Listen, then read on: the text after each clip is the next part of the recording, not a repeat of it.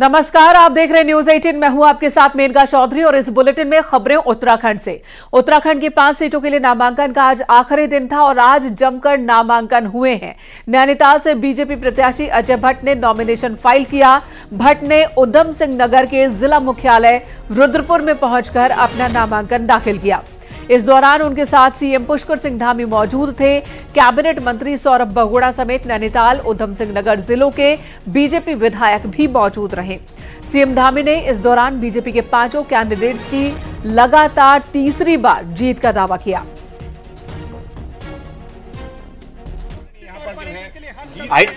उमंग है और 19 अप्रैल के दिन का समस्त उत्तराखंड वासी इंतजार कर रहे हैं। अभी हम होली में थे, 4 जून को जब रिजल्ट आएगा तो हम दिवाली मनाएंगे। हमारे अजय भट्ट जी और हमारे सभी 5 प्रत्याशी प्रचंड बहुमत से जीतेंगे। पिछले सारे रिकॉर्ड ध्वस्त होंगे। नैनीताल उधम सिंह नगर सीट पर बीजेपी प्रत्याशी अजय भट्ट के नामांकन के बाद रुद्रपुर के गांधी मैदान में बीजेपी की एक जनसभा हुई, जिसमें सीएम धामी ने जनता को संबोधित किया। और इस दौरान धामी ने कहा कि जनता वोटिंग के दिन का इंतजार कर रही है और 4 जून को सभी लोग दीपावली मनाएंगे। वहीं धामी ने यह भी कहा कि पीएम मोदी के मार्गदर्शन में राज्य का विकास हो रहा है। और 4 जून को जब मतगणना होगी तो उस दिन होली के साथ उस दिन दीपावली भी होगी। भाइयों बहनों, हमारे प्रधानमंत्री जी मोदी जी तीसरी बार देश के प्रधानमंत्री बनेंगे और हमारे अजय भट्ट जी इस क्षेत्र से दूसरी बार आप सबके आशीर्वाद से रिकॉर्ड मतों से लोकसभा में पहुंचेंगे। उधम सिंह नगर से कांग्रेस प्रत्याशी प्रकाश जोशी ने भी आज नॉमिनेशन फाइल किया। प्रकाश जोशी ने उधम सिंह नगर के जिला मुख्यालय रुद्रपुर पहुंचकर नामांकन दाखिल किया।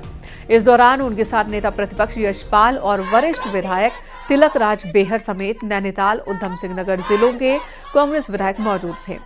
कांग्रेस नेता जोश में दिखे। उन्होंने नैनीताल को कांग्रेस की परंपरागत सीट बताया और कहा कि जीत तो हमारी ही होगी। वहीं कांग्रेस प्रत्याशी प्रकाश जोशी ने बीजेपी प्रत्याशी और सिटिंग सांसद अजय भट्ट के 5 साल के कामकाज पर सवाल उठाया।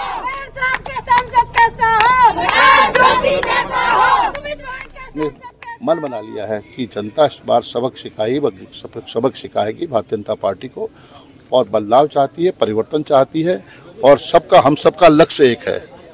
कांग्रेस के हर कार्यकर्ता का लक्ष्य एक है कि विजय, जीत, और हम एकजुट होकर इस चुनाव को लड़ने जा रहे हैं और जनता का आशीर्वाद, सहयोग, समर्थन निश्चित रूप से कांग्रेस को मिलेगा, ऐसा मेरा विश्वास है। देखिए, अनुभव जरूर होगा उनके पास, लेकिन उपलब्धियां नहीं है। उम्र बढ़ती चली गई और अनुभव मिलता चला गया, पर उपलब्धि के नाम पे जीरो। पिछले 5 वर्ष से वो सांसद हैं, मंत्री भी हैं केंद्र सरकार में, अपनी सांसद निधि का ही उपयोग नहीं कर पाए। 40% उपयोग किया। यानी जो सरकार ने जनता की भलाई के लिए, विकास कार्यों के लिए जो सरकार देती है कि आप अपने वेग से खर्च कीजिए, आप उसे ही बचा के चल गए। तो ये जनता जानती है कि वो बिल्कुल निष्फल रहे हैं। जनता इसका जवाब देगी। अल्मोड़ा लोकसभा सीट से कांग्रेस के उम्मीदवार प्रदीप टम्टा ने आज अपना नामांकन दाखिल किया। प्रदीप टम्टा ने नॉमिनेशन में कांग्रेस के प्रदेश अध्यक्ष करण माहरा समेत विधायक और पूर्व विधायक मौजूद थे। नामांकन के बाद कांग्रेस ने अल्मोड़ा शहर में रोड शो भी निकाला, जिसमें पार्टी के नेता और विधायक मौजूद थे। गांधी पार्क से पूरे बाजार में रोड शो निकाला गया। बड़ी संख्या में आम जनता भी दिखी, कार्यकर्ता भी दिखे। कांग्रेस प्रदेश अध्यक्ष करण माहरा ने कहा कि बीजेपी विपक्ष के नेताओं को डरा रही है और अल्मोड़ा में बड़ी जीत का उन्होंने दावा किया।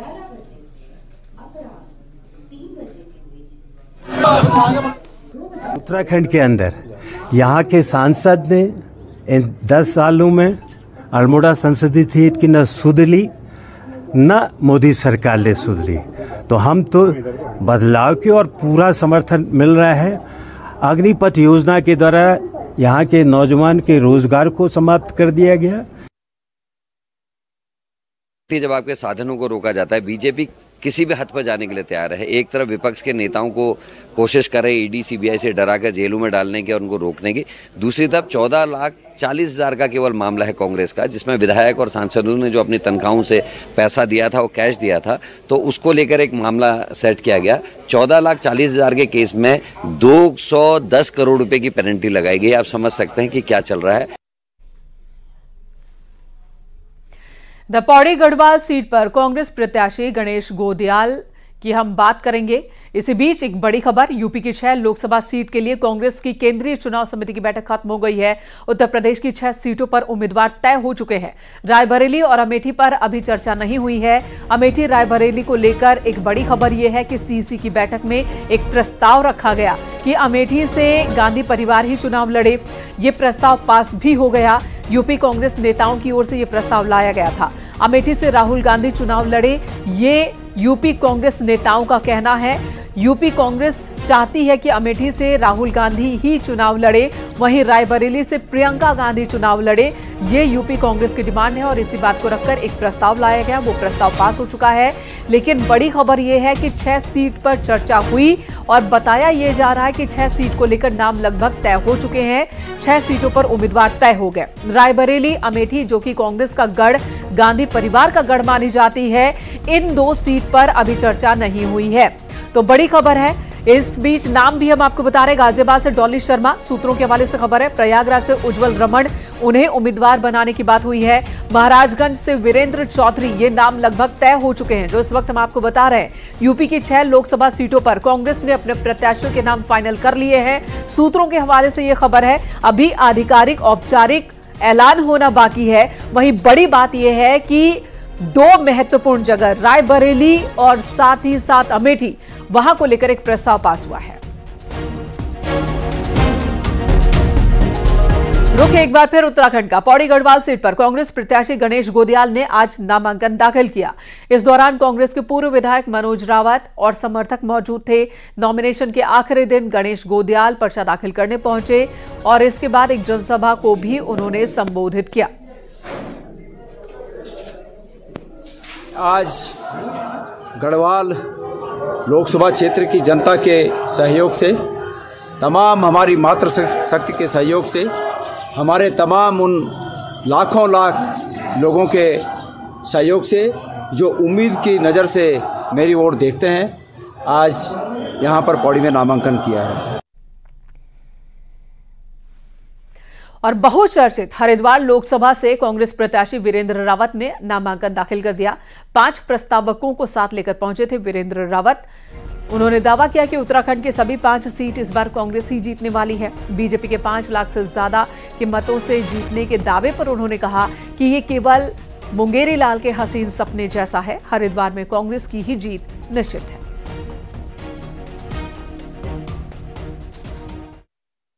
जन सैलाब जो है सड़कों पर निकल आया है, वो साबित करता है कि हरिद्वार, न सिर्फ हरिद्वार बल्कि पूरे उत्तराखंड और पूरे देश में जो है इंडिया गठबंधन की लहर है। अब देखिए, वो तो उनके तो मुंगेरी लाल के हसीन सपने हैं, कुछ भी कहते हैं।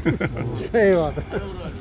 और निश्चित रूप से कांग्रेस यहाँ बहुत अच्छे मार्जिन से जीतेगी। और नामांकन के आखिरी दिन बीएसपी प्रत्याशियों ने भी अपने पर्चे दाखिल किए। हरिद्वार लोकसभा सीट से बीएसपी के उम्मीदवार मौलाना जमील अहमद कासिम ने बुधवार को नॉमिनेशन फाइल किया। बीएसपी नेताओं के साथ नामांकन दाखिल करने पहुंचे जमील अहमद ने कहा कि बीएसपी हरिद्वार लोकसभा सीट पर जीत दर्ज करेगी। उन्होंने विकास को अपना सबसे बड़ा मुद्दा बताया। तो मैं विधायक रहा हूँ, यहीं से डोल मिली हुई है हमारी। ये मीरापुर विधानसभा और हमारी ये जो है यहाँ की विधानसभा खानपुर, ये दोनों बिल्कुल डोले मिली हुई, आना जाना बराबर। यहाँ हमारे सब मकानात, रिश्तेदारियाँ हैं, सब आना जाना रहता था। मेन मुद्दा हमारा तो यही रहेगा, निष्पक्ष होकर, मतलब ये कि पीड़ित की सहायता और विकास कार्य, उनमें हमारी जो होगी प्राथमिकता वो शिक्षा होगी। अब सवाल है कि हरिद्वार सीट का मुस्लिम वोटर इस बार क्या करेगा। बीएसपी ने मुस्लिम उम्मीदवार को उतारकर कांग्रेस का गणित बिगाड़ दिया है। तो विधानसभा में हरिद्वार में बड़ी हार झेल चुकी बीजेपी इस बार मुसलमानों से किनारा करने के मूड में नहीं दिख रही।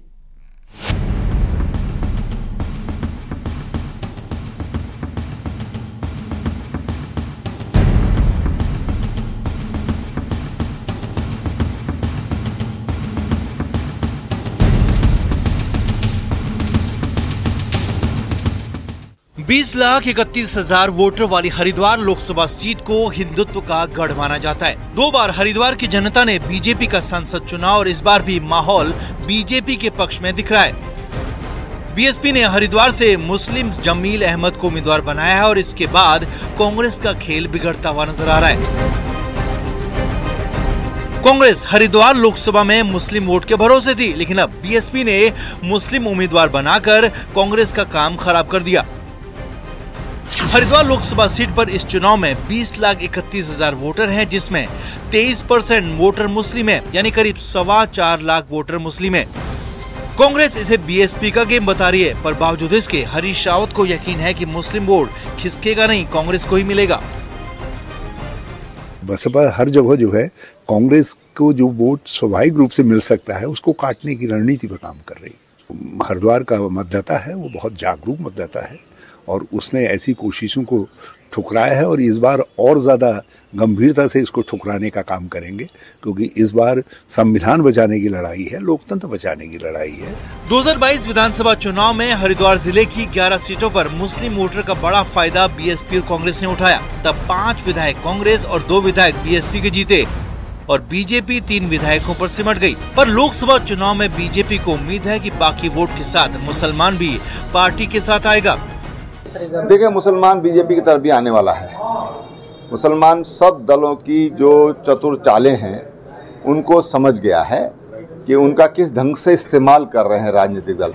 भारतीय जनता पार्टी जो कहती है वो करती है, तो मैं समझता हूं कि मुसलमान किसी तरह से भ्रम की स्थिति में नहीं है, वो पर्याप्त मात्रा में भारतीय जनता पार्टी की ओर भी आएगा। हरिद्वार लोकसभा सीट पर 4.25 लाख मुस्लिम वोटर पर कांग्रेस की नजर थी, लेकिन बीएसपी ने मुस्लिम उम्मीदवार उतारकर मुसलमानों का वोट पाने के कांग्रेस के अरमानों पर फिलहाल पानी फेर दिया है। रुड़की से मनोज जुयाल के साथ दीपांकर भट्ट, न्यूज़ 18 देहरादून।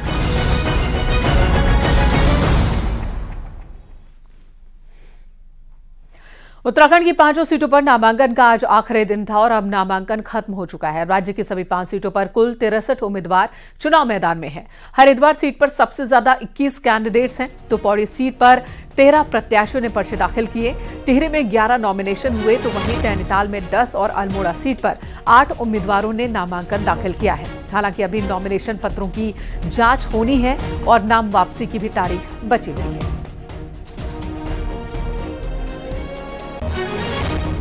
टिहरी में जो अभी तक का सूचना प्राप्त हुआ उसमें 11 नामांकन प्रत्याशियों ने नामांकन पूर्ण किए हैं। पौड़ी में 13 प्रत्याशियों ने नामांकन पूर्ण किए हैं। अल्मोड़ा में 8 प्रत्याशियों ने नामांकन पूर्ण किया है। नैनीताल अल्मोड़ा में 8, नैनीताल उधमसिंह नगर लोकसभा सीट पर 10 प्रत्याशियों ने नामांकन पूर्ण किए हैं। हरिद्वार में यह संख्या 21 है।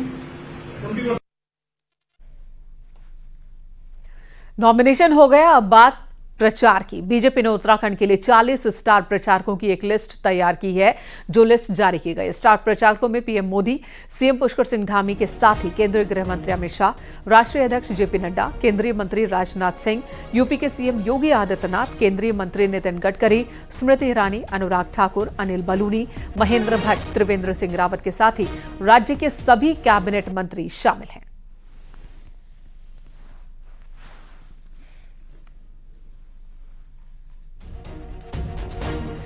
तो उत्तराखंड में नॉमिनेशन का काम खत्म हो चुका है। अब बीजेपी ने प्रचार के लिए अपनी रणनीति तैयार कर ली है। 40 स्टार प्रचारकों की रैली करवाने की तैयारी है। साथ ही 5000 से पद सभाएं भी की जाएंगी। दिखाते हैं इस पर आपको एक रिपोर्ट। लोकसभा चुनाव अब फुल फ्लैश मोड में आ गया है। हर पार्टी जहां चुनाव प्रचार के लिए रणनीति बना रही है, वहीं बीजेपी ने निर्वाचन आयोग को 40 स्टार प्रचारकों की लिस्ट भी भेज दी है। पीएम नरेंद्र मोदी की रैली से लेकर केंद्रीय गृह मंत्री अमित शाह के साथ ही पार्टी के टॉप 40 लीडर्स भी उत्तराखंड में रैली करेंगे। इसके साथ ही पार्टी ने प्रदेश से 5000 पद सभाएं करने की तैयारी की है, जिसमें सांसदों, विधायकों के साथ ही राज्य मंत्रियों को भी जिम्मेदारी दी है। नुक्कड़ नाटक से लेकर पार्टी ने कमरा बैठक को भी जिम्मेदारी बांट दी है। हमारी स्ट्रेटेजी तो सबके सामने है। हमारे पास कार्यकर्ताओं का बड़ा समूह है और कार्यकर्ता हर मोर्चे पर डट करके काम कर रहा है। वो सब दिखाई देते हैं सब जगह पर। वहीं पार्टी ने अपने सभी फ्रंटल मोर्चों को चुनावी चौपाल लगाने को कहा है, जिसमें किसानों और महिलाओं के साथ सीधा संवाद किया जाएगा। अब भारतीय जनता पार्टी 28 तारीख से लेकर 5 तारीख तक लगभग 5000 स्थानों पर पथ सभाओं के कार्यक्रम कर रही है, जिसमें भारतीय जनता पार्टी के वरिष्ठ नेताओं का, प्रदेश के पदाधिकारी, सांसद, विधायक, ऐसे सभी नेताओं का नुक्कड़ सभाओं के माध्यम से वो सरकार की उपलब्धियों को लेकर 10 साल का जो हमारा कार्यकाल रहा, उन सबको लेकर जनता के बीच में जाने वाले हैं। बीजेपी ने अपना चुनावी एजेंडा सेट कर लिया है। पार्टी को कैसे 75% वोट दिलाए जाए और प्रचार को चुनावी धार दी जाए, इस पर काम किया जा रहा है। न्यूज़ 18 के लिए देहरादून से भारती सकलानी उनियाल की रिपोर्ट। बीजेपी ने तो लिस्ट जारी कर दी, लेकिन कांग्रेस में चुनाव प्रचार कौन करेगा? स्टार प्रचारकों की लिस्ट का कोई अता पता नहीं। तो जिन्होंने प्रचार करना था वो अपने अपने काम में उलझे हैं। पूर्व मुख्यमंत्री हरीश रावत हरिद्वार में बेटे के चुनाव में जुटे हैं। सीनियर नेता Pritam Singh central election committee के मेंबर हैं, जिन्हें बार बार दिल्ली जाना पड़ता है। तो अकेले प्रचार का पूरा दारोमदार कांग्रेस प्रदेश अध्यक्ष करण माहरा के कंधों पर है। पूर्व सीएम हरीश रावत का कहना है कि कांग्रेस के लिए प्रचार कोई चिंता की बात नहीं, क्योंकि हर उम्मीदवार खुद में बड़ा प्रचारक है।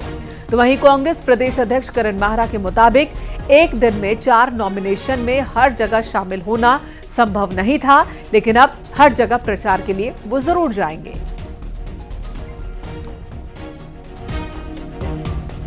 प्रचार करेगा कौन आपके यहाँ? नहीं, ये सब लोग करेंगे और प्रचार चल रहा है, बहुत अच्छा चल रहा है। और ये हमारे पास तो सब सेल्फ कंटेंट यूनिट हैं। हरिद्वार में हमारे कैंडिडेट जो है वो खुद ही एक बहुत अच्छे प्रचारक हैं। प्रकाश जोशी जी बहुत अच्छे प्रचारक हैं। जोग सिंह गुंजौला जी का व्यक्तित्व जो है एक उत्तराखंडियत का प्रतीक है, तो अपने आप में एक पूरे वो है। गणेश गोदियाल हमारी भविष्य की संभावना है, सारा उत्तराखंड उनको भविष्य की संभावनाओं के रूप में देखता है। प्रदीप टमटा जी